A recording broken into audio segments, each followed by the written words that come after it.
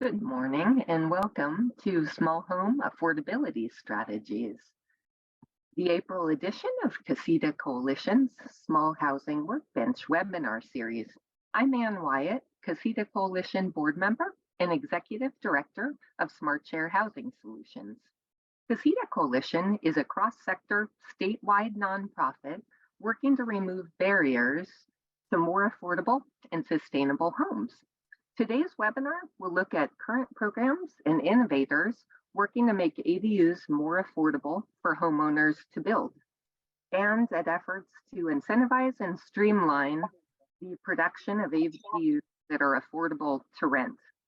First, we'd like to thank our fiscal sponsor, the Bay Area Council Foundation, our major sponsors, Wells Fargo, the San Francisco Foundation, and CZI, as well as our renewing sponsors, the California Building Industry Association, ARP California, the law offices of Alan Matkins, and the law offices of Rubin, Junius, and Rose.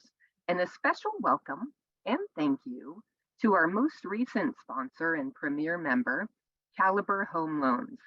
To save time, bio information for presenters and a link to the event schedule will be in the chat.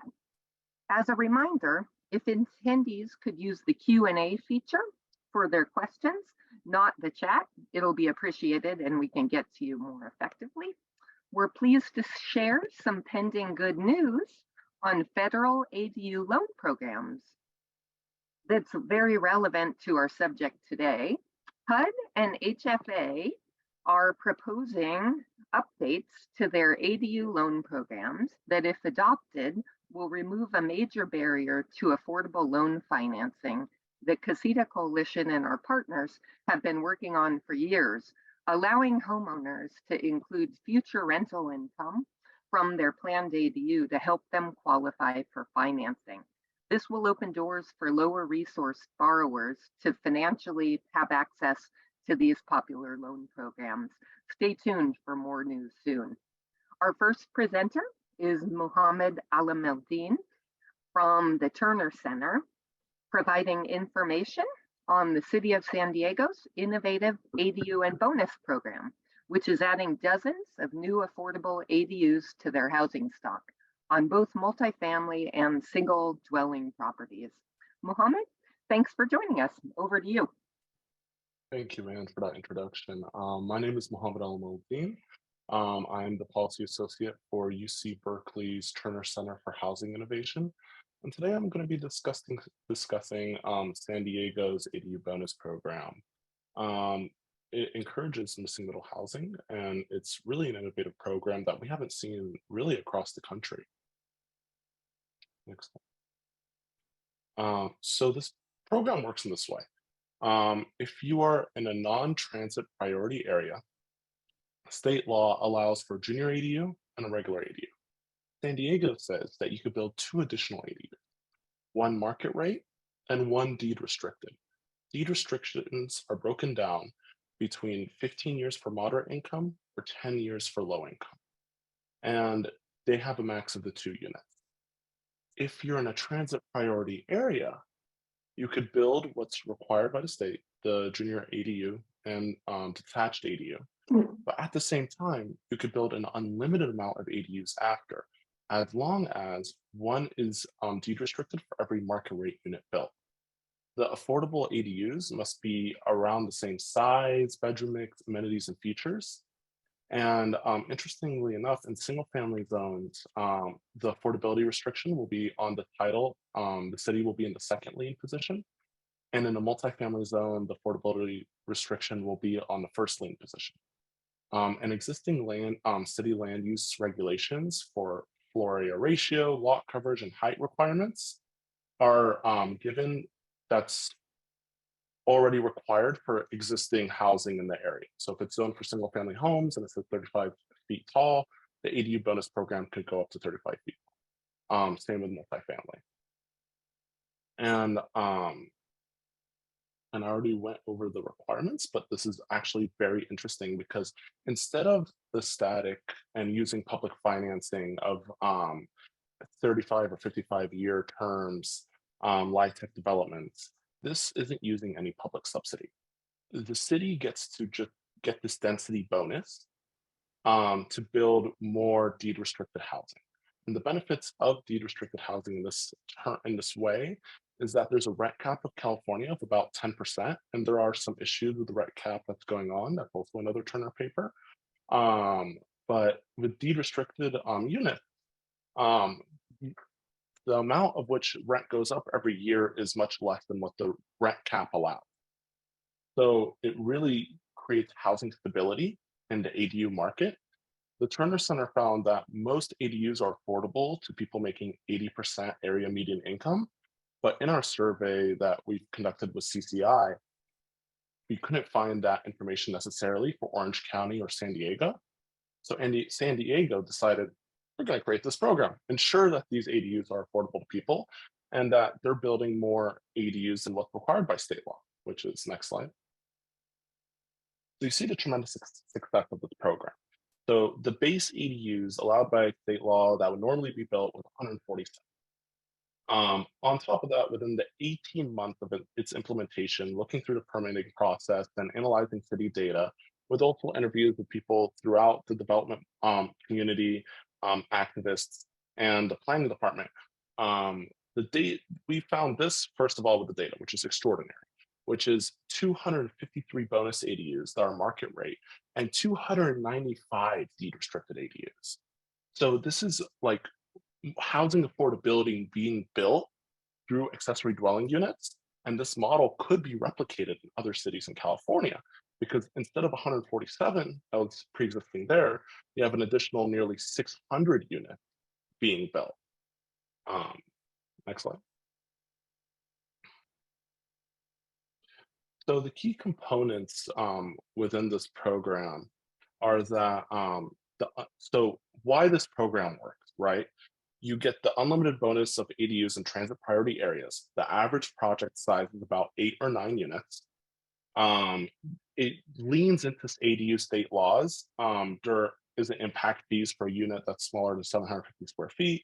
San Diego extended the sizes of their ministerial approved process for ADUs to up to 1,200 square feet. The lack of impact fees, the permitting timelines, these sort of things that made ADU successful. San Diego said, we're going to double down on that, and we're going to expand upon this program. Some of these ADUs are actually stacked on top of each other, which is very interesting in its own light. And developers are choosing to use the ADU bonus program compared to like traditional multifamily homes or affordable housing projects, because it's just so much easier to get everything approved and streamlined in the city. And a developer that'd be like, I wouldn't build a multifamily home there, will be like, oh, I will build an ADU bonus program project. Like this actually works. It's actually feasible. Deed restrictions being in the second position of the primary mortgage allows private financing to be comfortable. So private lenders can lend, and also at the same time, because the primary house is being rented out currently and it brings in income, it makes the banks more comfortable to lend to this project, and it could also, in some cases, be commercial loans. So, and at the same time, sometimes some of these developments that we've seen, which was like 9 units in the back and a renovation of a triplex in the front, it's been used as a way to preserve existing housing as well. Like the existing housing project, it wouldn't pencil to just buy it, renovate it. Sometimes it's better to keep it empty. But with the ADU bonus program, because they're able to build in the back and they can make the pro forma work, they're able to renovate the existing structure out there too, which also increases the housing supply. Lastly, what helped this program become so successful is that San Diego Housing Commission administers the deed restriction for a $150 fee per year per unit. This has been very successful because these developers haven't really built affordable housing. And with someone else administrating the deed restriction, it's much easier for them to be in compliance with city regulations, and it's a very low cost thing for them to do. For each ADU, $150 a year, that's very doable, especially for first-time developers. And let's go to the next slide. So this is an example project that was built through the Casita Coalition, not through the Casita, through Jared really, that couldn't make it today. So it was a primary residence of 5 ADUs. One ADU was by right, 400 square feet, garage conversion, 2 deed restricted ADUs, 2-bedroom, 1 bath, 2 bonus ADUs, 2-bedroom, 1 bath, 7,500 square feet in a transit priority area. I'm not sure if this is a project, but Jared did a very similar project to this, and it only cost him $800,000 to build all these units, which is actually remarkable. Which really helps like smaller developers enter the space, right? So through our interviews, we found that there's more small scale developers entering the field, women and people of color specifically, and they're usually from housing adjacent industry, whether they are an architect or a mortgage broker or a home renovator. They feel like they can now start building housing through this program. And this program has lowered the cost of building this missing middle housing types. $800,000 for 5 units is amazing, and it's easier to finance, so it's easier for them to enter the field. Lastly, we've seen that collaboration between San Diego and the planning department. San Diego's planning department and the building community has been helpful.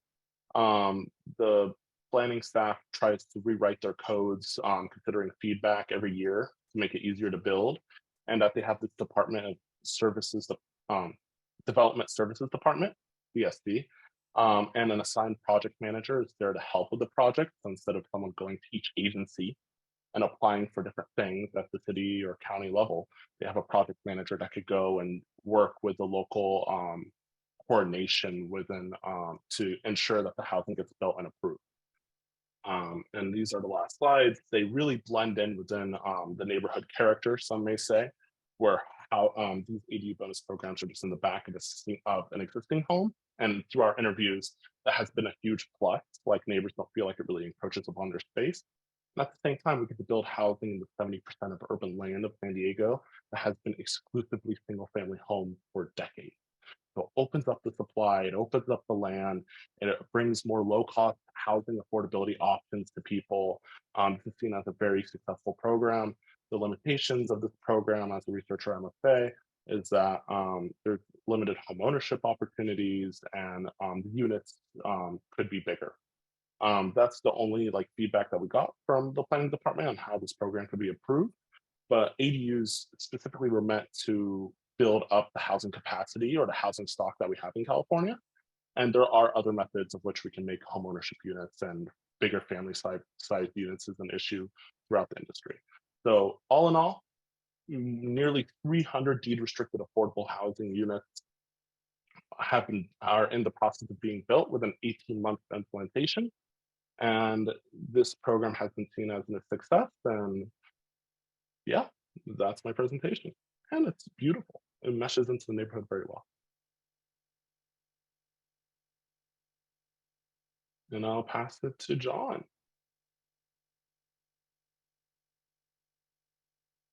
All right. Here we go. Well, hello. So fun to be here today and talk about our program. My name is John Miller. I am the Executive Director of Back Home ADU. We are an ADU nonprofit organization working up in Portland, Oregon. We've been at this for about 2.5 years. Next slide.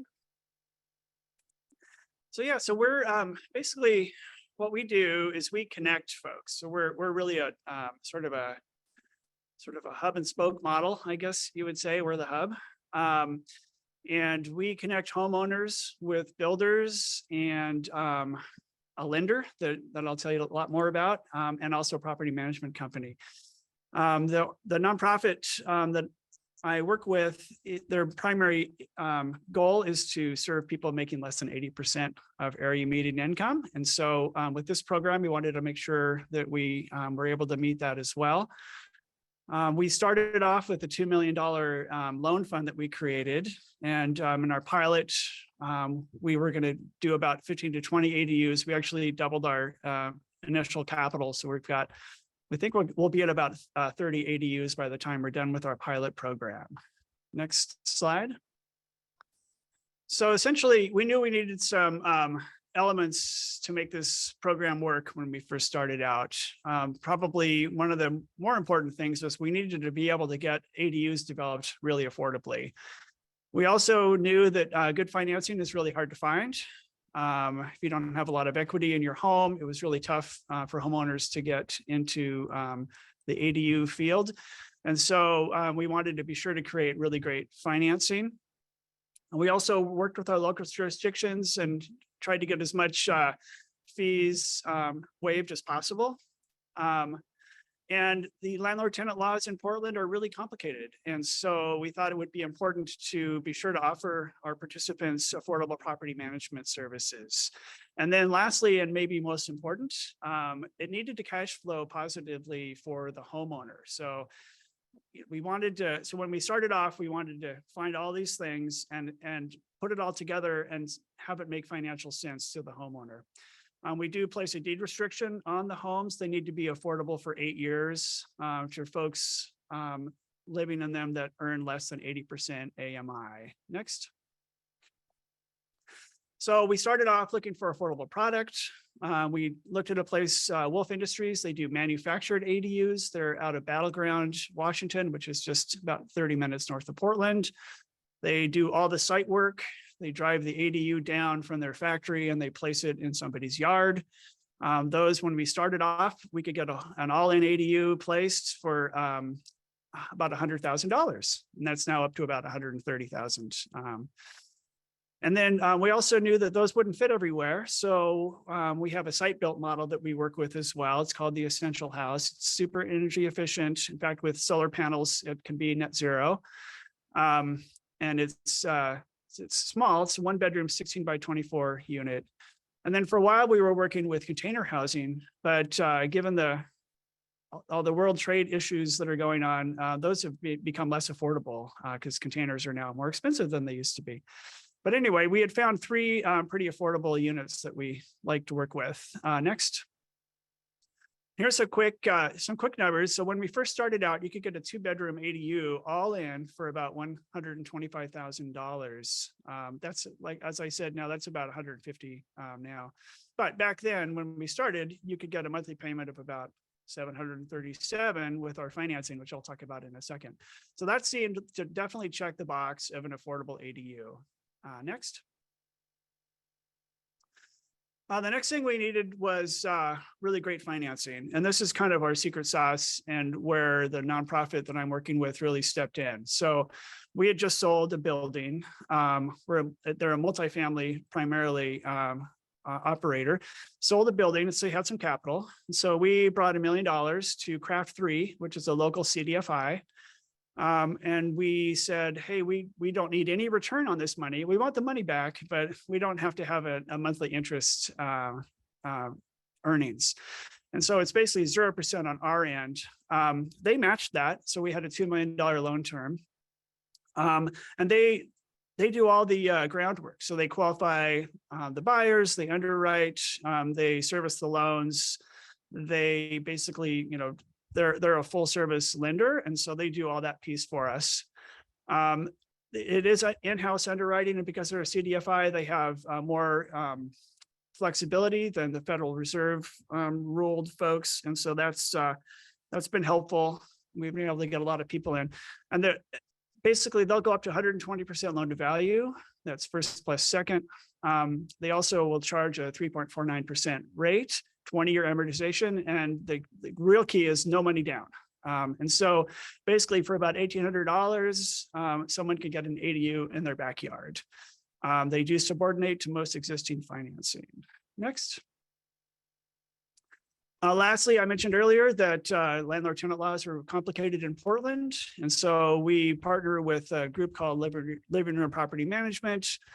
They do the income verification, they recruit tenants, they and do all the full service property management, and they charge 8% for that, which is the going rate in Portland is 10%. So we offer that. Now, if your mom is going to live in the ADU or you have prior property management experience, then we will waive that requirement. So if it's for a family member, which about half of ours are actually, but otherwise we do require folks to use property managers. Next slide. So here's a real quick sample pro forma. Basically, I'm going to kind of skip down to the all-in cost. I should say we do charge a $7,500 fee for the work that we do, which is really, we act as the catalyst and we do a bunch of upfront work with the homeowners. But all in, and these are more current numbers, you can get an ADU for about $139,000. Again, no money down. So at 20-year amortization at 3.49%, that's $815 a month. Next slide. And right now in Portland, we go off the HUD rates. These do need to be affordable to someone making 80% or less of AMI. And so right now in Portland, that's $1,525 a month. We estimate the property taxes do go up about 1% of the construction costs, so about $116. Your water, sewer, garbage, and insurance are going to go up a little bit. There's that property management fee of 8% and the loan payment. So when you just subtract all those, cash flow to the homeowner is about $382 a month, which we feel is still strong. We do recommend that folks put aside some reserves, some vacancy reserves, and also for turnover costs. And when you take those out, it's still about $240 a month, which is still a lot of homeowners are totally comfortable with that. Next. Oh, and I guess that's the end of my slide. So now I'm going to kick it over to Cole Peterson from Accessory Dwelling Strategies. Thanks. Thanks, John. It's great to be here today, and I love what Back Home ADU is up to. So,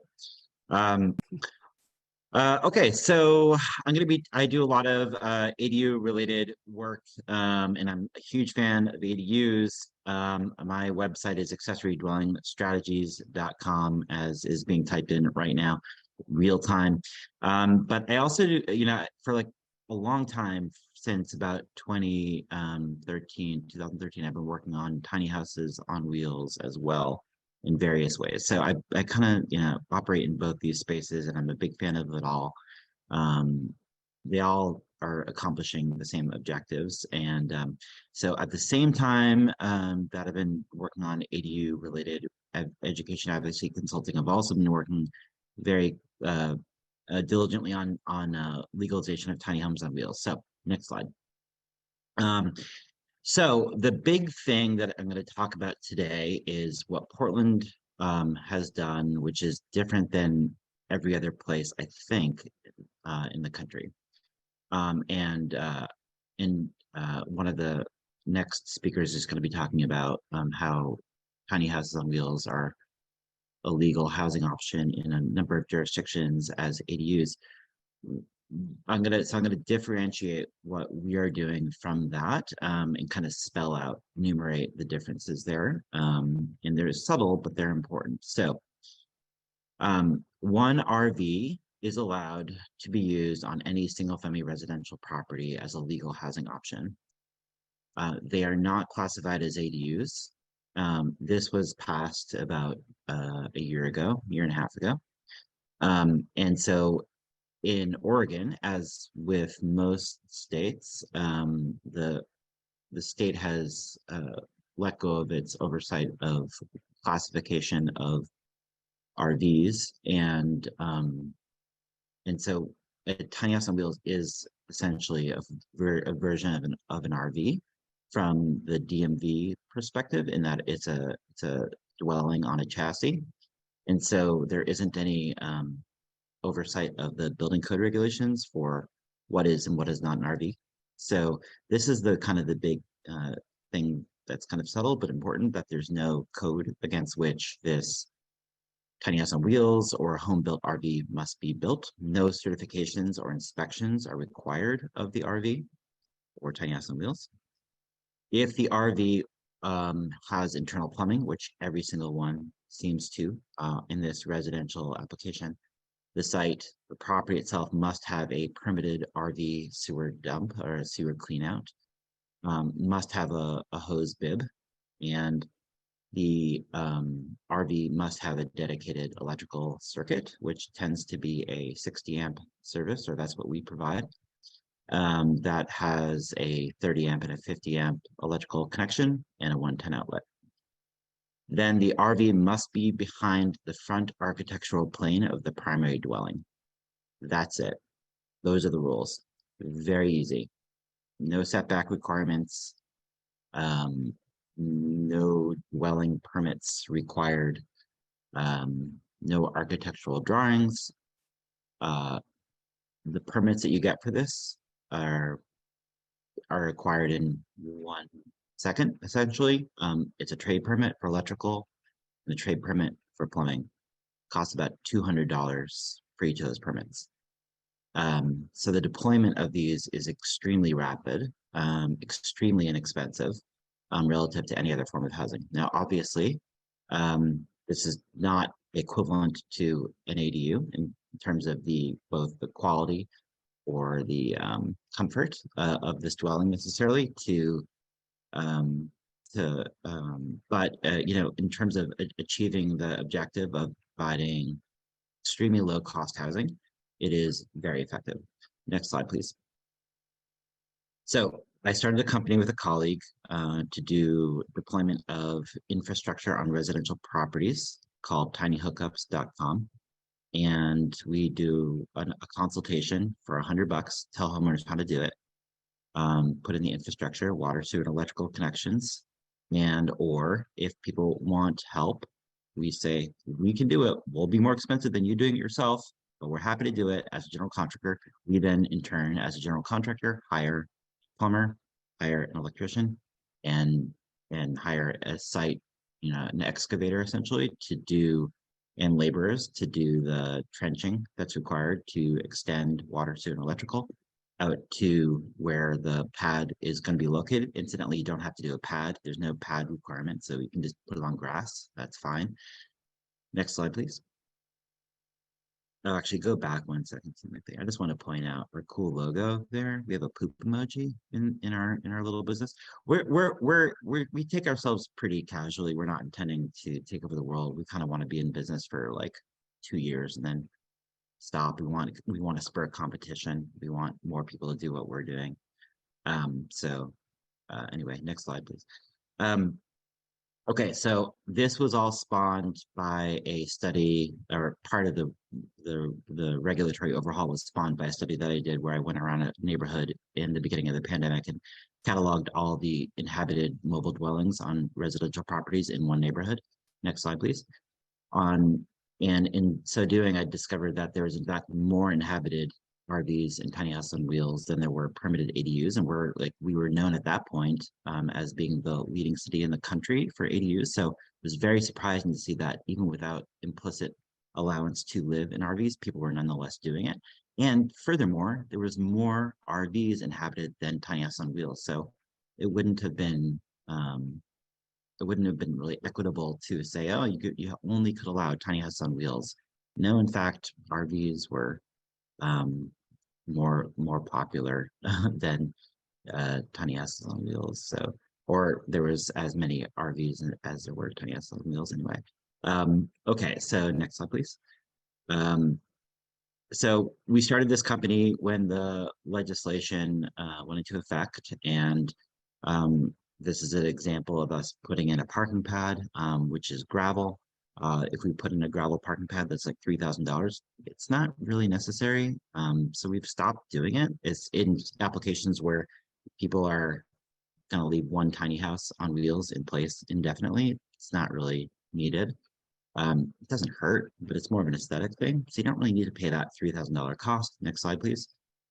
And then this is an example of what a hookup looks like. This is the work that we do. Sewer connection down there on that pad at the bottom. Then we have an electrical panel. There's an inspector on the left inspecting it. Takes about maybe a month to get our electrician and our plumbers lined up to do this. And then we call an inspection for we have 2 inspections that occur, a groundwork inspection and then a cover final inspection. Like I said, those cost like $200 per. The infrastructure, next slide, please.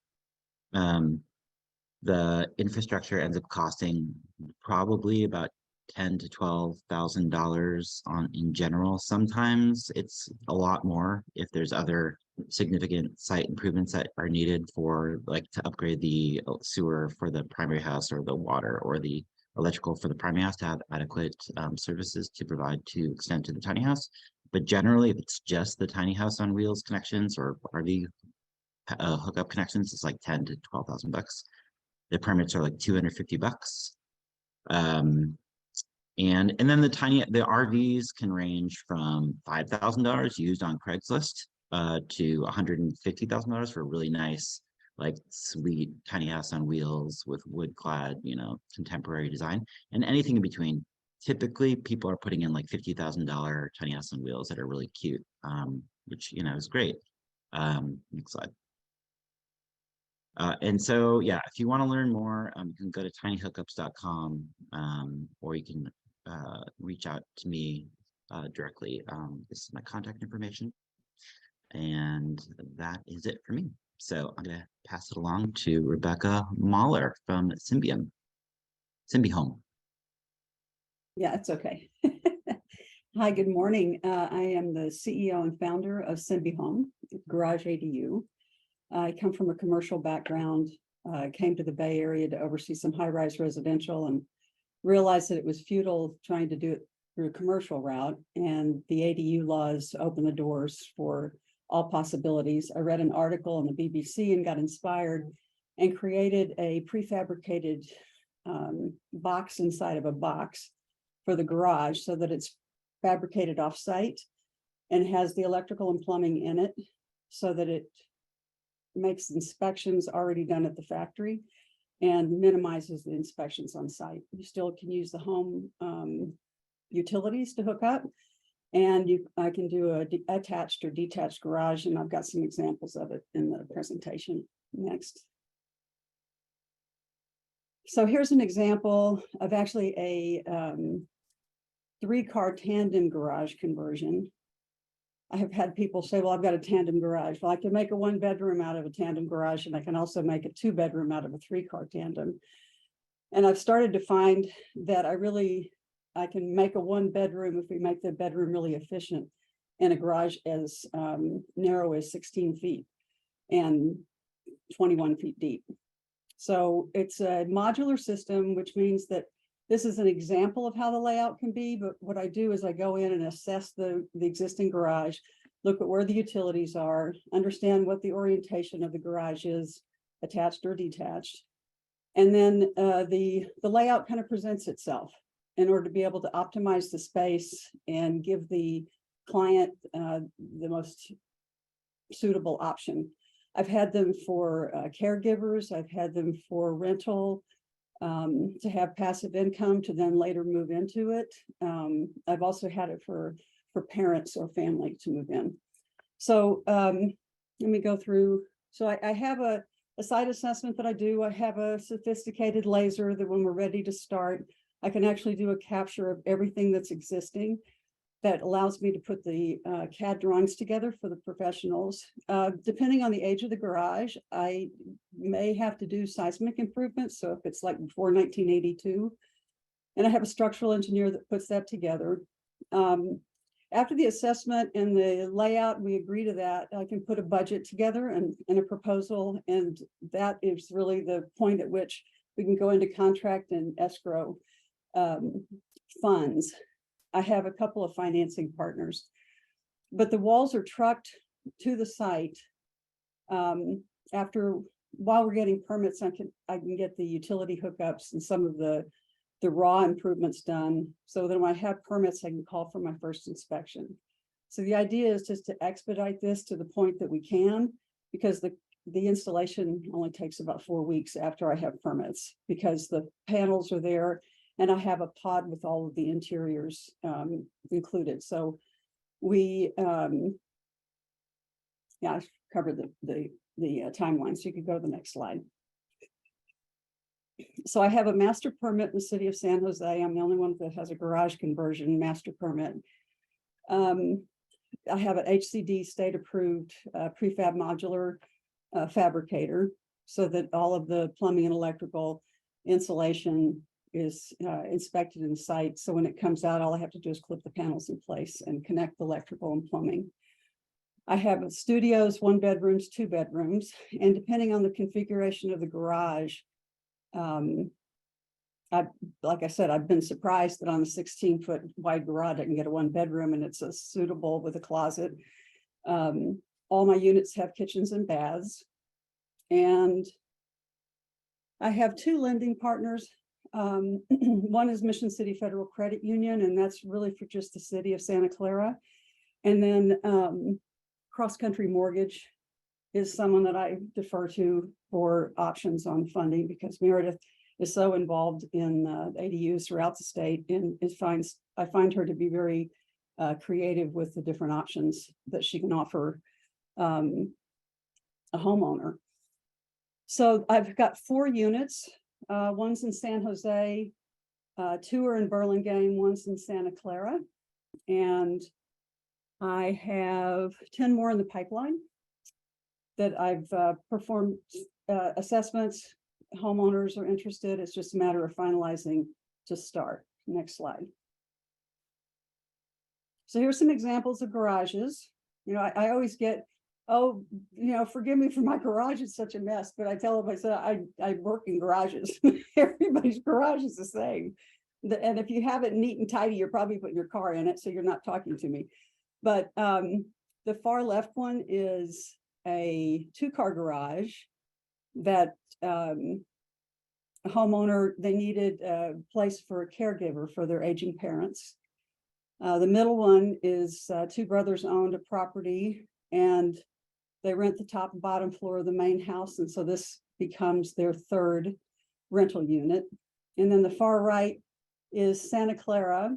And one of the homeowners works at a university, and they really wanted to use it to help with housing for a teacher at the university, because right now they're putting professors up in dorms, and then to later transition. So what I did was and I can do this in any unit, I have an ADA compliant bathroom, so that I put straps in the walls, and then you can add grab bars at whatever time you're ready to utilize them. Or if you have parents and you want the grab bars immediately, you can do that too. Next slide. So this is the 1 bedroom in Burlingame. I have a commercial finish, it's upgrade. I have barn doors to optimize the footprint, and quartz tops, boxed cabinets, a flat finish. And so it's really a condominium finish and style, so that it has an enduring. And I use a very classic style on the design.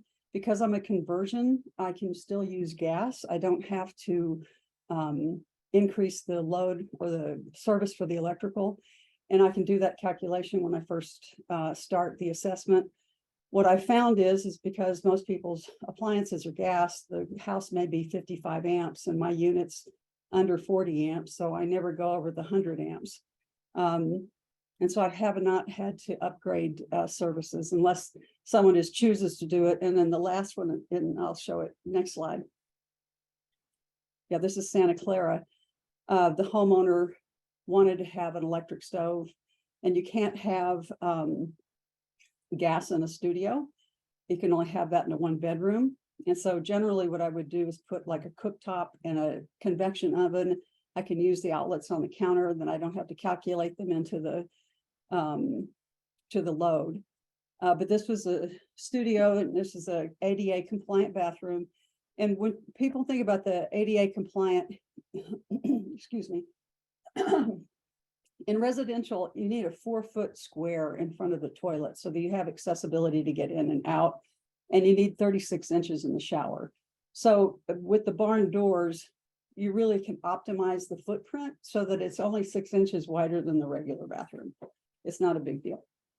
Next slide. And this is in San Jose, and this was for a caregiver. It was an attached garage. So the first 2 I showed you were detached garages, and this was attached. And so the laundry was in the garage, And the last one I just showed you was the laundry was in the garage too. So what I do is I optimize the footprint. In one situation, I put a tankless hot water heater in so that I only had I put a tower washer dryer, which you can see in the picture here, so that you minimize the footprint and put storage next to it. And then that is shared between the house and the tenant, which most homeowners don't mind.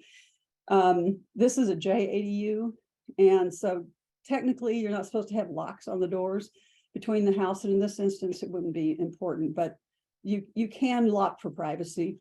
I created a side yard. Sorry about this. I created a side yard. In this one were the gates in front, and they had a side entry. The one at the slide before, the entry was at the front of the house, and so it had its own little pathway, and it looked like it belonged. In each case, I choose the aesthetic that's close to what the house is, whether it be the windows or the finishes. This one had stucco, the one before had stucco.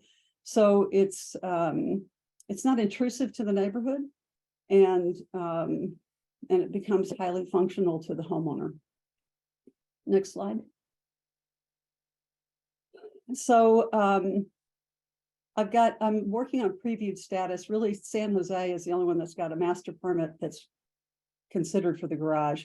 Fremont's got master permits for backyards, but I have been unable to get the master permit there. But because I went through the master permit process and the extensive review, I have found my unit complies with any jurisdiction. It's just really about the layout of the panels in the specific garage and then introducing the entity. So I've now been in 4 municipalities. So that first review is catching up with what the system is. And then the inspectors are pretty excited about it because they haven't seen something like this before. And it really serves to minimize what their work is. So I'm seeking a second round of investors. I have my initial investors, and in order to scale and to expand my partnerships with individuals in disparate areas, where we can collaborate. And the financing piece of it, and being able to be creative with that, to be able to support homeowners affording this and cash flowing it, as an earlier presenter said, is a really important aspect. So with that, I'm going to pass it off to Derek Oyang with City Systems. Thanks so much, Rebecca.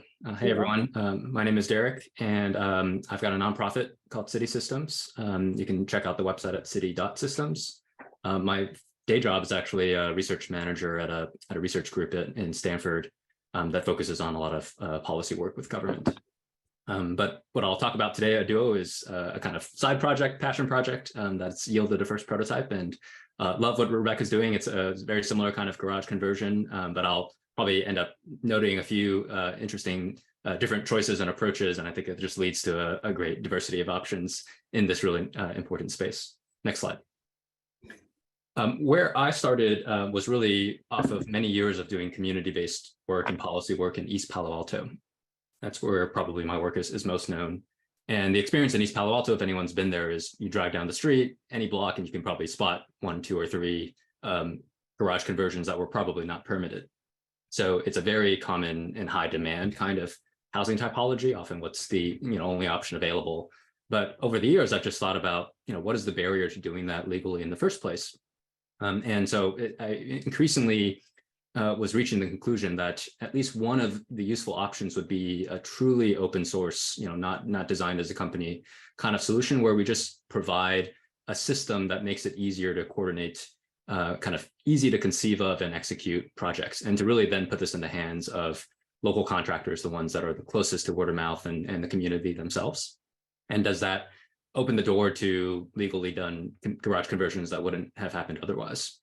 So I think I'm really trying to focus on that edge of where probably every single dollar matters, and a sense of being able to do it as DIY as possible also is an important value.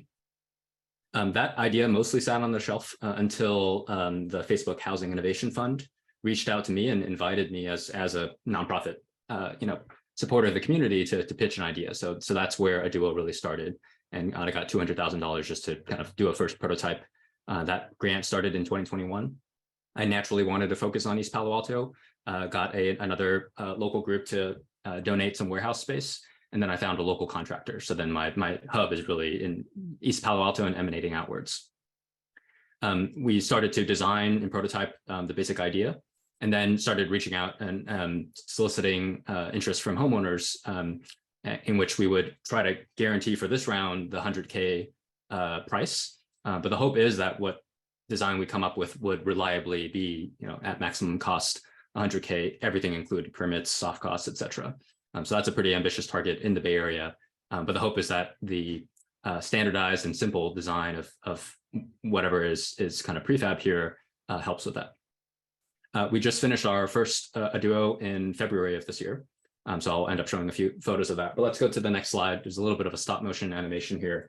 So the pieces are going to be really simple, and imagine this model will be something you can easily download online as part of the open source concept. So there's a single kind of plumbing line, there's a shower, next slide, 2 walls that then end up basically, imagine just an L shape. The inside of the L is the bathroom and the outside will be the kitchen face. And then you put this L in whatever corner you can and mostly stick with the studio concept. And that's what is meant to be really scalable here. And the bathroom concept here is also, I put quote marks, ADA compliant. Completely agree with what Rebecca noted, that the dimensions aren't fundamentally different. But then the one thing that I don't do is the 54-inch sidebar next to the toilet, but otherwise it is ADA compliant. Next slide.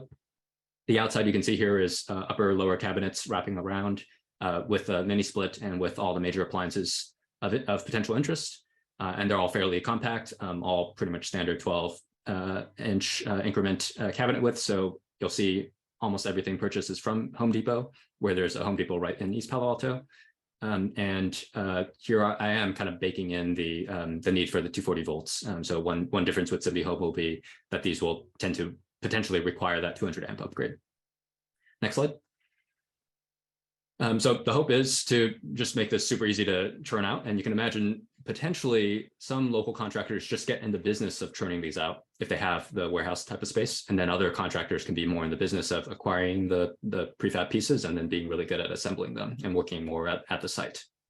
I ended up just working with one local contractor to try out the whole process top to bottom. Next slide.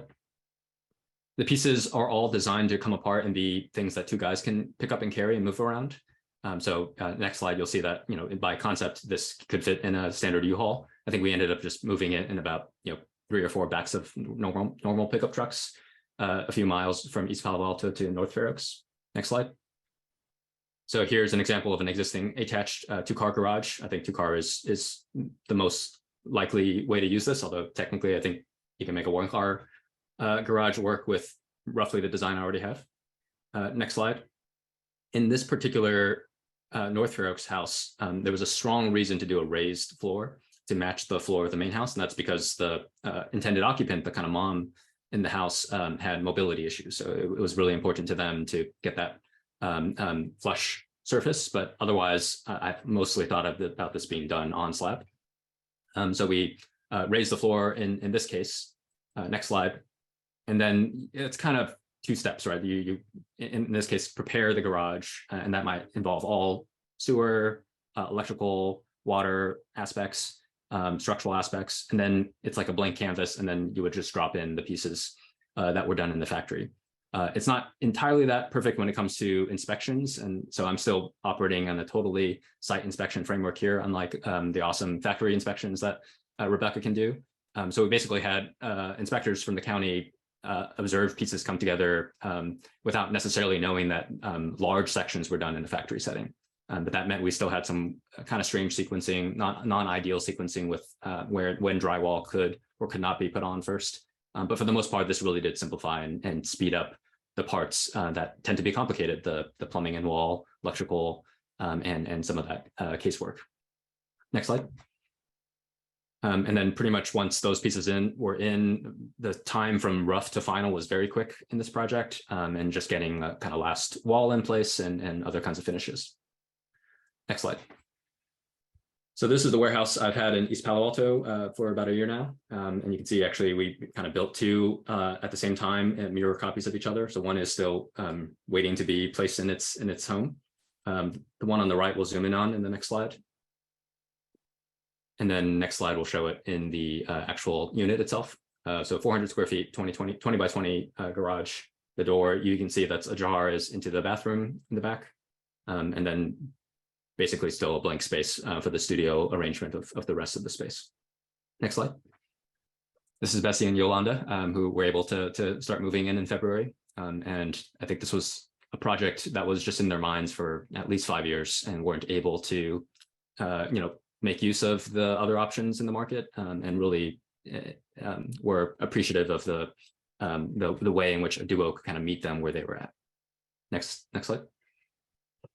The outside, in our case, was you see there's a kind of green wall that is where the garage door used to be, and then the entrance is on the other side with an exterior staircase, light amount of landscaping.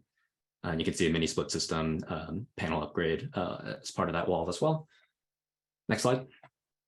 Here's Jesus and Gio, the local contractors from East Palo Alto. And my hope is that, for them, it gets easier and easier to do this design. We didn't quite hit 100K with the out-of-pocket costs in the first example, but just seeing what actually the costs went into, which cost overruns were because we were doing it for the first time. And because of the special aspects of this house, I'm pretty confident that by a second or third time that this would be under 100K all costs for what you just saw. And then hopefully they can get to a position where they're helping train other contractors, other small businesses in the community to pick up this type of system as well. Next slide.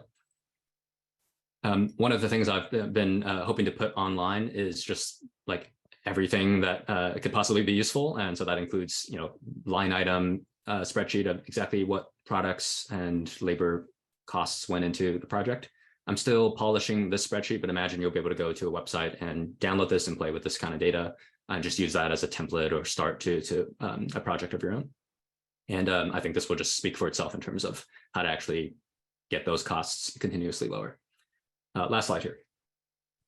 I'm going to put the design soon on Creative Commons.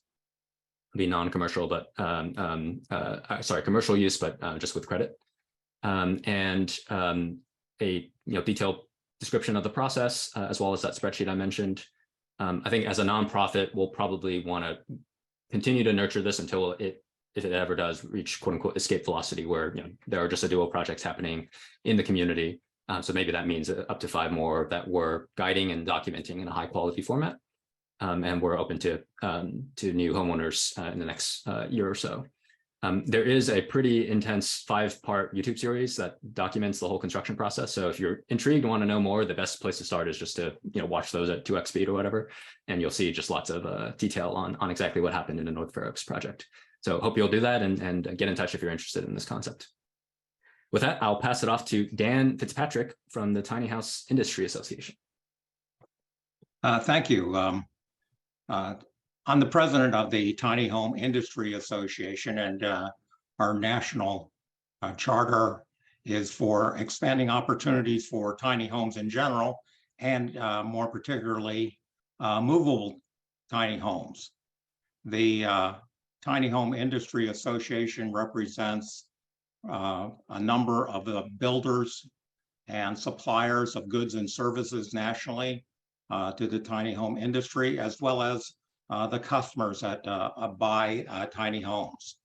We also have a very active 50-member board of builders that meet on an ongoing basis to discuss various issues regarding building of tiny homes and legalizing tiny homes. As we all know, there are 2 major impediments to tiny homes and movable tiny homes, or also known as tiny home on wheels nationally. One is the building codes, and the other is the zoning codes. Next. The principal issues that we run into on the building front are that we have a number of different codes for a product that is basically a stick-built house on a carrier, on a trailer, and it has wheels. So most municipalities don't know whether to consider them as RVs or as legally habitable dwelling units that are built to residential code standards. So what we're doing as an organization is working with multiple paths for legalizing tiny homes, and that is utilizing, we call it enhanced or ANSI plus RV codes, that units get built to the NFPA or ANSI standards, or built to the manufactured home code standards, HUD, or built to the International Code Council various codes, we call them the I codes, for residential dwelling units. So let's go through these briefly and talk first, next slide.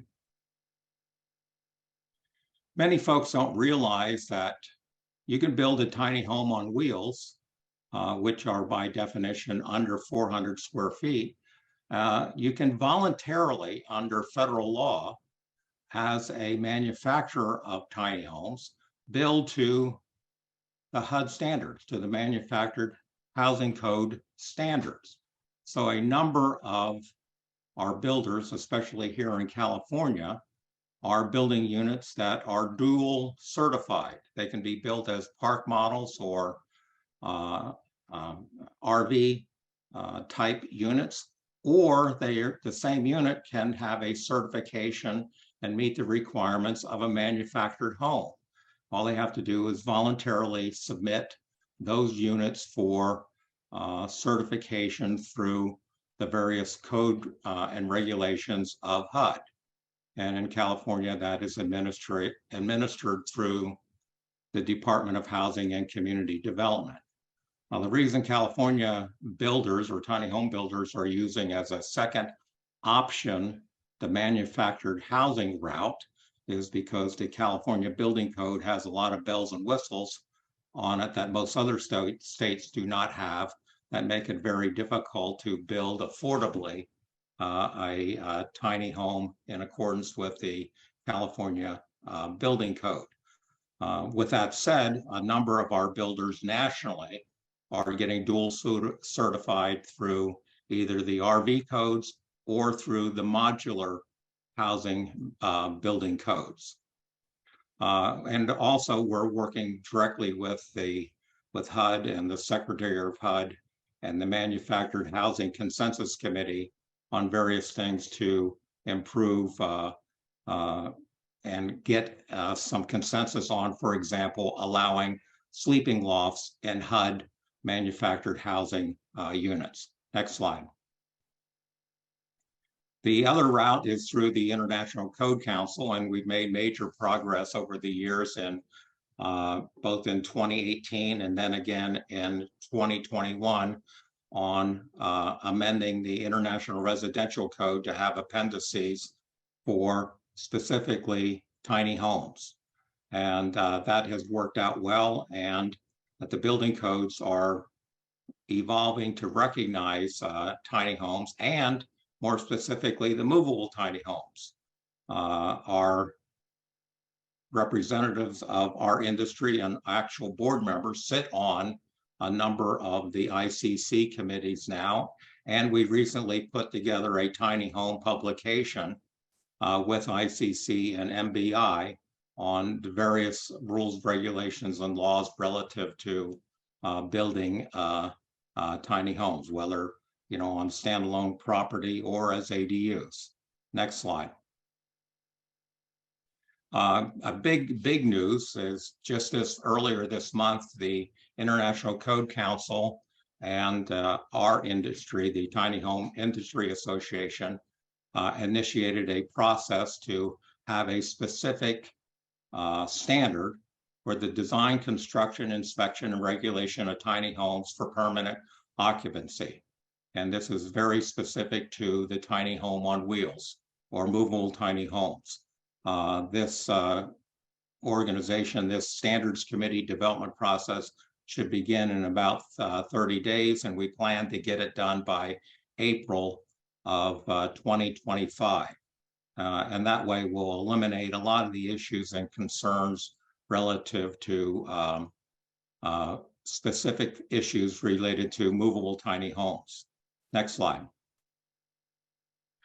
Here's a good example of one of our builders here in California. This unit is built in such a way and designed that it technically can get ANSI, HUD, or the IRC qualifications for the unit. It's exactly the same unit, but depending on the inspections and so forth for it, it gets a different sticker and thus can be utilized in almost any setting, any place in the country.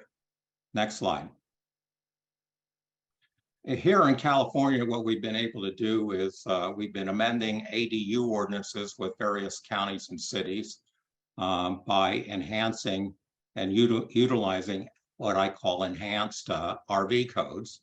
And we mainly amend the ADU ordinance by defining a movable tiny home and differentiate it from an RV, define the building code standards that they're going to be built to ANSI 1195 and be certified, have some specific issues related to communities that have high wildfire areas or, for example, coastal areas, site hookups and provisions for utilities, and also items that you may need to have your units count towards your RENA numbers. Next slide. Here's an example of a definition, and you can see this in the chat. It's basically that you're going to be building it to the various codes connected to water and sewer, the site situations in terms of putting it on a foundation or a concrete or compacted gravel surface to support the weight of the unit. And the next slide is very important, is these are the elements that we put in all of our ordinances that very specifically define a movable tiny house different from a conventional RV. And all you need is in your definition is these three items, is that you're going to be using double pane glass and label for building use for your windows, and it'll include exterior trim. You're going to have a minimum insulation of R13 for the walls and R19 for the floors and ceilings. And the studs are 16 inch 24 on center and using 2x4 wood or metal studs. You put these three items in, it automatically eliminates all conventional RVs. And we then truly have a product that is for a movable tiny home. Next slide. These are the cities and counties that are now utilizing the amended ADU ordinance. We started in Fresno, and then I went immediately to the city of Los Angeles and got it approved. And once I got it done in Los Angeles, all of the other bigger cities and California have moved forward. Next slide. Just quickly, it costs about $110,000 to buy and set up a unit. And that's a good, even running it for $1,000 a month, that's a good return on investment. And we need to do a better job of talking to investor-owned property, of putting a tiny home in the backyard. Great investment. Next item. And the last slide is basically, there's a lot of costs associated with putting a stick-built tiny home in the backyard that aren't available for a movable tiny home. A movable tiny home, you get down to the factory, say, I want one of these, and you can have it set up in your backyard in 90 to 120 days. Versus a stick-built, you have to hire a contractor, plan checks, inspection fees, foundations, additional time, and certainly increased complexity and frustration. And it adds another $25,000 to your cost. So that's why the cities and counties here in California have been amending their ordinance to allow movable tiny homes. And with that, let me switch it back to Ann, our moderator. Thanks, Dan.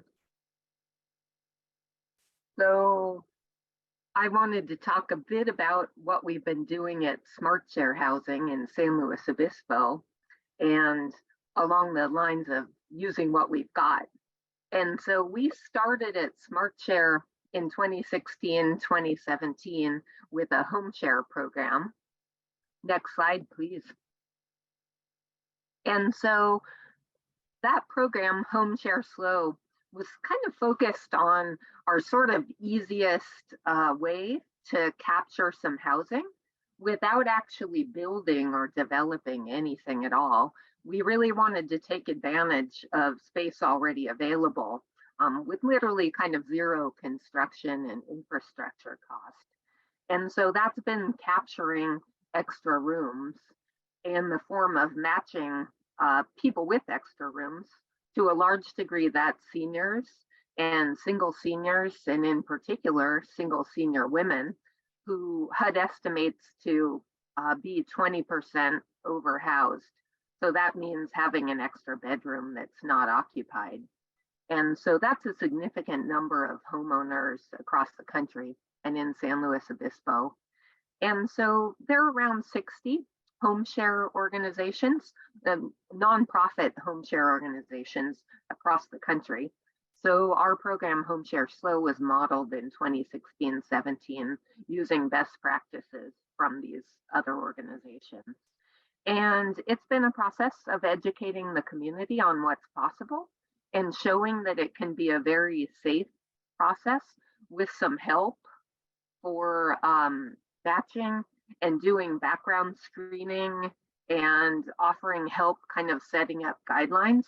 One of the things we've learned in this process is that much of the need is to help homeowners understand boundary setting and ability to say no, and just be very clear about what they're willing to do and share and what not. So room rents have ranged roughly from $500 to $1,100 in our San Luis Obispo program. What we see nationwide is a number of programs negotiate a lot of task exchange, where rents can be even lower than $500 a month. We see a fair number of $300 to $400 rents, with the home seekers, that's the people moving in, doing some kind of help for the largely senior home providers.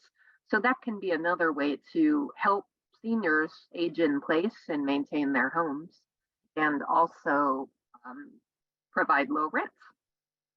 So most of these programs are the nonprofit programs are under the National Shared Housing Resource Center. So they have a website at nshrc.org.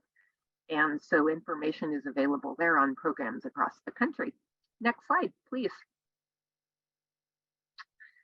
A few statistics are helpful. The statistics vary organization to organization, but what we've seen at Smart Share in San Luis Obispo is the cost that it is we see to the organization per match for the outreach and the education and the background screens and intakes ends up being around $2,500 to $6,000 per match. And when we look at that at the next slide in kind of a continuum of cost, we see that's pretty low. The flip side of that is the average term of the housing might be under 2 years. You know, we're not creating 55-year covenanted affordability terms.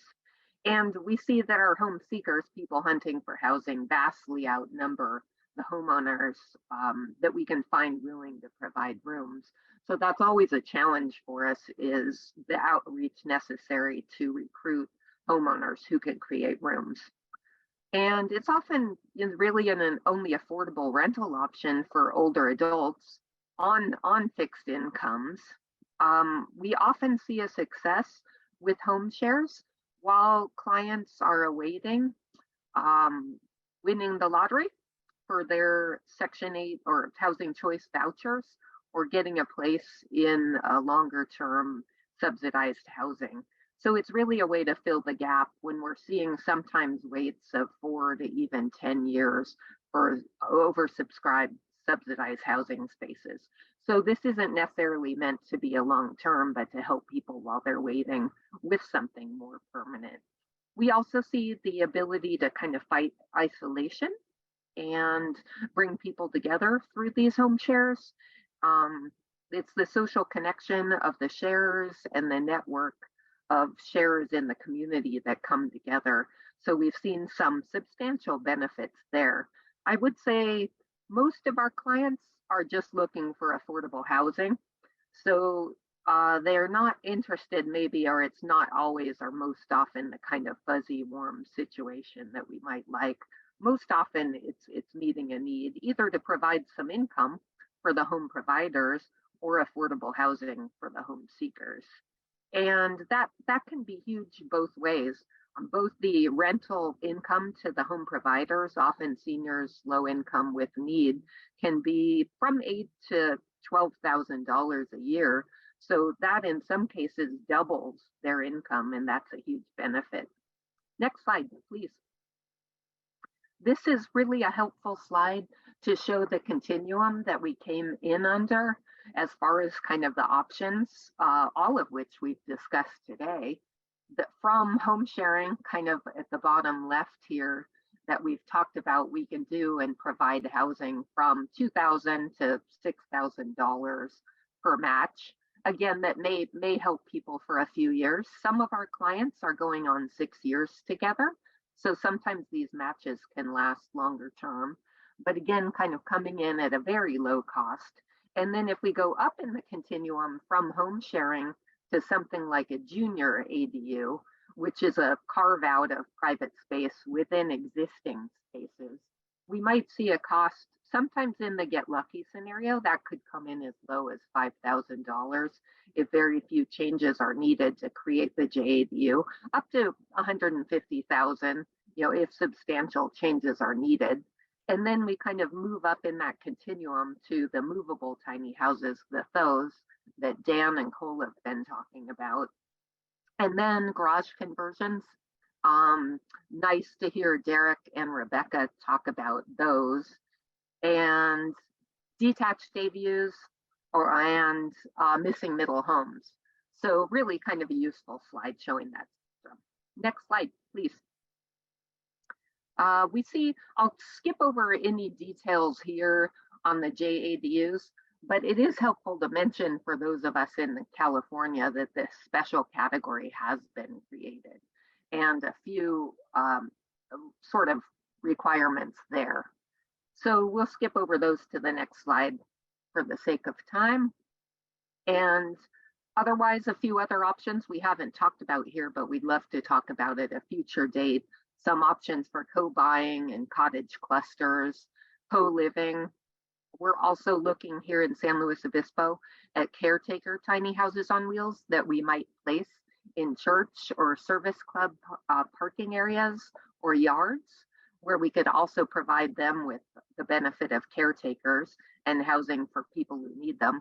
Certainly preservation and enhancement of manufactured home parks that are already offering safe, affordable housing to a large degree, and full-time safe camping sites. That's something of particular concern here in San Luis Obispo right now, as we have one operating but needs some overhaul to add and enhance safety there. So with that, I'll finish up my slides. Thank you very much to everyone, and let's get going with our Q&A. I'd like to welcome all of our presenters back for a brief Q&A. We'll also be joined by Dominic Green from Keys to Equity ADU program.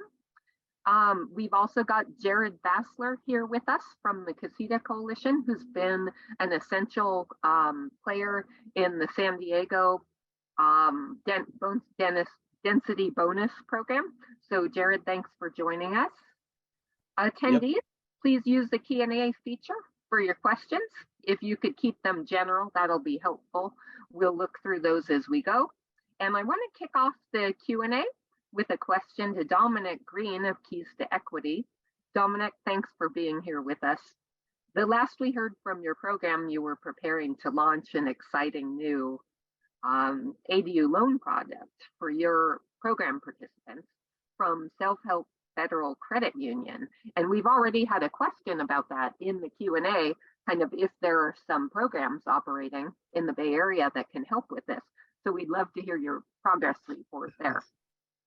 Thank you. And hi, everyone. I'm excited to hear there's some Bay Area folks in the audience. My name is Dominic Green. I'm the program manager for the Keys to Equity ADU program that's offered by Richmond Neighborhood Housing Services. So just to give you a brief introduction about to Keys to Equity. Keys to Equity is a program that's specific to homeowners in Oakland, California, right? We support those homeowners with streamlining their process of building their ADUs by providing them a suite of resources, right? We've started to talk about some of those resources already. Our largest resource to date being our installment of our second lien mortgage product, right? The reason we created this product alongside our program lender Self-Help Federal Credit Union is because originally when the program first launched, we only offered a first lien refinance product, right? And this was before those interest rates really hiked up on folks.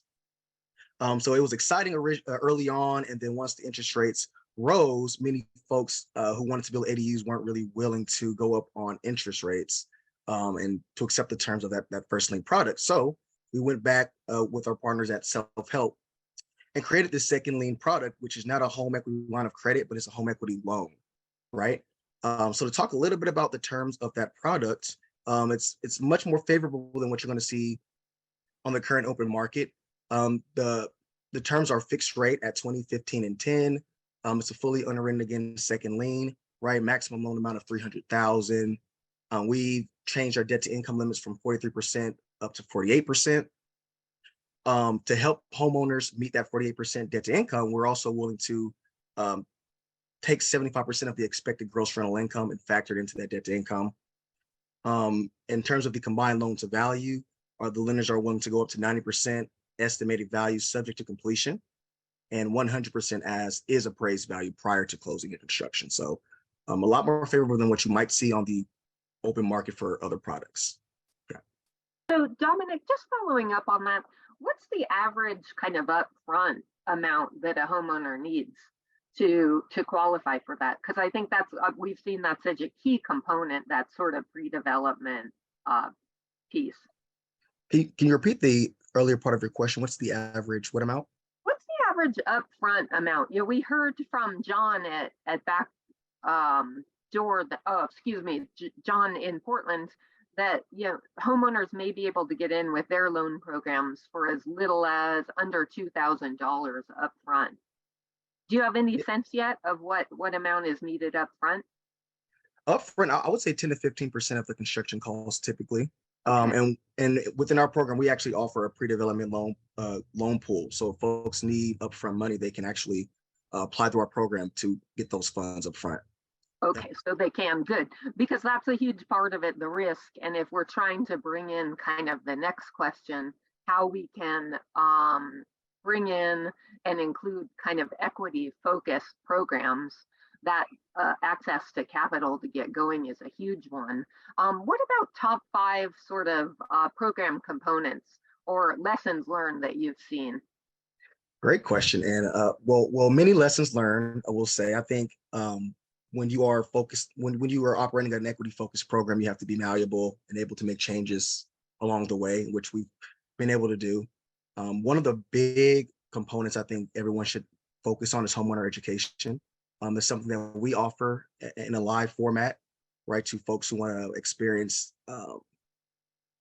Keys to Equity live and in person and want to be able to ask questions and get their questions answered in person, right? But also, if you miss those live sessions, you can get our recordings. But thinking about those topics, I would say construction underwriting, right? Vetting a GC and architect, and tenant legalities. And the reason I for sure say those 3 topics is because this is going to protect the homeowner and their assets and save them money in the long run, potentially, right? If they don't know how to properly vet a GC and architect, they may spend more money than they need to up front. But also in construction underwriting, folks need to know that there may be multiple underwriting periods if you have a rate lock-in timeline, right, that you need to be aware of. Another program component that I think is super important, understanding the need for more portfolio loan products, right? I think in the current landscape that we're currently experiencing, there aren't many offerings that really aid folks who need to leverage these programs. So you have to go back and find lenders who can be advocates in the space and work alongside you to create a tailored product, like like Self-Help was able to do with us. And then just like I think someone brought up cross-country mortgage, Meredith, she's been awesome as well in her home equity line of credit. So more advocacy on the lender side. And a third one, more conversations in the ADU space between lenders, ADU programs, builders, and homeowners. I think a lot of times these conversations happen in silos, but when we want to think about solutions to a big issue like housing, we need to be all in the same space and be willing to converse together. So I think Well, that's I want to chime in here. This is why Casita Coalition sees ourselves as a helpful partner in all of this, bringing the siloed components together. So thanks for that shout out there. Any Absolutely. other final lessons learned before we get on to some more questions? You have two more. So in those conversations, right, you want the general contractors you're having conversations with to understand the need for program providers to control pricing in some format. It's very difficult, right, to control all pricing, but the cost that you can control, you want to be able to do that for the homeowners and be able to speak to that. But I think that needs to be done through the general contracting work, right? And then support from all of our city's building and planning departments is the last one. We've been lucky enough to have folks in Oakland in the building department that we can speak to about the status of staffing, right? Things that might draw out permitting timelines. So I think being able to communicate that to homeowners is super important as well. So. Yeah. Thanks for that, Dominic. I want to open up another question to a few of our panelists on affordability and affordability covenants, because that's one that we've seen a lot of questions on where that can land to maintain affordable housing and ensure that we're really meeting our goals, our stated goals of housing being affordable, but also not scare off homeowners who are interested in entering into this space. And I know we've heard some from John about it, Cole and Jared. And so Jared, do you want to chime in first? We saw some different affordability covenant requirement terms in San Diego. You want to tell us just how you've landed at those or seen them evolve? Yeah, so it really comes down to, when we talk about affordability covenants, whether or not the project is being subsidized. And if it's not being subsidized, then we're looking at it from the standpoint, but it still has to pencil. So when we're looking at the affordability terms, the length and the levels that it's restricted at, you want to be able to take that into account so that you can appropriately set levels that will still encourage development and still encourage those units being built. And we've seen pushback from opposition groups that just say, oh, it's not affordable enough, or it's not long enough, and they don't really take into account the fact that it's a market driven solution and it needs to respond to the market forces as well. Right. Well, so maybe we can flip to John in Portland, because we heard that his agency has chosen an 8-year affordability period, and I'm sure he's faced kind of this same sort of challenge in determining that period. John, do you want to tell us a little bit about that process, how you landed there? Yeah, you bet. When we started off, we were thinking 15 years. And then we spoke with Craft 3, who's our lender partner, and we looked around at different programs around the country. And what we heard from a lot of folks is that more than 5 years was kind of hard for a homeowner to swallow. And so we settled at 8. And I think for most folks, 8 years is pretty comfortable. A couple of things about our restriction that I should say. One is it has something to do with the loan. And so if you pay off the loan early, the restriction still remains, just like deed restrictions do.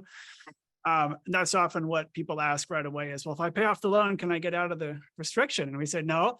If you sell the house, deed restriction's still there too. So the next homeowner still has to meet that 8-year. But we did find the 8 years, most folks have said that's fine. We've had a few people say, nope, not for me. And then that's okay. They just don't use our program. And instead of paying 3.5, they're typically paying about 6.5. But that not having that restriction, works for them. So, so that's been our experience so far. One thing I didn't get a chance to share at the end of my presentation is we do have about 12 completed ADUs with 8 more in the pipeline, and then about 6 more folks that I'm just talking to right now. So I think by the end of the pilot, we'll have 26. And of those, I probably talked to 100 people. And so, there's a good, 75 or so that for one reason or another didn't want to go forward. And I think the restriction does come up.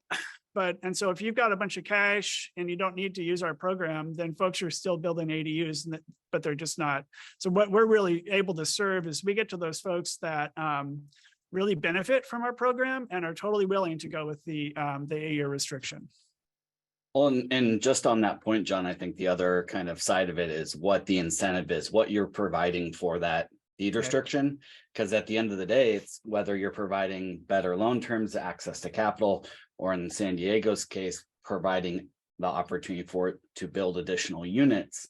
The incentive has to match the constraint. Yeah, I totally agree. And so if a 3.5% 20-year amortization makes it so that they can do the job, then they're willing to do it. If they don't need that, then there's no reason. So yeah, the benefit definitely has to be there for folks.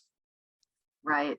Thanks for that, because it's a real important key. Dominic, what kind of affordability term are you requiring for your assistance in Oakland? So what kind of affordability terms? Mm-hmm. Yeah, is there some kind of covenant there required for term or not at all? Not that I'm aware of for ADUs right now. Okay. So we're seeing some, again, kind of no covenant for affordability to up to, Jared, your longest term is 10 or 15 in San Diego? It's 15 years, and that's at moderate income levels. So then, but that also gets you the ability to build an additional ADU at market rate. Right. Thanks for that. That range is important because it is well less than what we see as kind of a standard 55-year term in our well, in other bonus like density bonus programs, they have longer terms. And the idea in San Diego that they were trying to go for is that you're continuously creating a pipeline. So we've seen issues or arguments against the shorter timeline because it's going to kick units out of affordability in 15 years. The whole idea is if you're continuing to build in that pipeline, then you're continuing to add to that stock and helping people graduate out of needing the affordable housing. We're certainly going to hope to be seeing that over the years, and really exciting to get the numbers of what you've done there, and an absolute pleasure to hear what everybody is doing all over. And I wish we had more time because we have lots more questions, but we are at time, so I have to close out the Q&A, unfortunately. And thank you all for being here with us today. I hope we can all get together again and get into some more details of this and hear about success as we go along. Thank you to our sponsors and partners, as well as you presenters here today and everyone joining in with us. On behalf of the Casita Coalition, we invite other small housing professionals, community-based organizations, and homeowners to add your voice and join the conversation by becoming a member or donating to the Casita Coalition at casitacoalition.org. You'll find lots of resources on our website, including guidebooks on subjects such as pre-reviewed plans programs, ADU finance, and multifamily ADUs, links to our webinar library on our YouTube channel, and many more resources for both ADU professionals and homeowners. Join us for next month's webinar on Friday, May 26th, where we'll look at ADU data tools, from cost calculators to data dashboards and more. You can keep up to date on all our events and small housing news by joining our mailing list or becoming a member at casitacoalition.org. Thank you, everyone. We'll look forward to seeing you next month.